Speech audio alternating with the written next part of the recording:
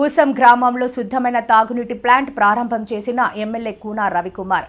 శ్రీకాకుళం జిల్లా ఎలియన్పేట మండలం పూసం గ్రామంలో వోల్వో గ్రూప్ ఆర్థిక సహకారంతో సత్యసాయి ట్రస్ట్ సౌజన్యంతో ఏర్పాటు చేసిన శుద్ధమైన సురక్షిత తాగునీటి ప్లాంట్ను ఆముదాల వలస నియోజకవర్గ గౌరవ శాసన సభ్యులు రాష్ట్ర పీయూసీ చైర్మన్ శ్రీ కూన రవికుమార్ గారు ప్రారంభించారు.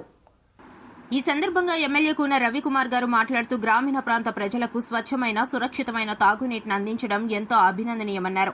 తాగునీటి సమస్య పరిష్కారానికి ప్రభుత్వంతో పాటు స్వచ్ఛంద సంస్థలు, పారిశ్రామిక సంస్థలు ముందుకు రావడం శుభపరిణామమని తెలిపారు.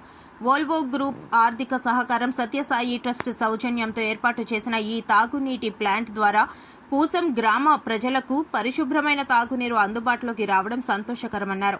ప్రజల ఆరోగ్య పరిరక్షణలో స్వచ్ఛమైన నీరు కీలక పాత్ర పోషిస్తుందని పేర్కొన్నారు.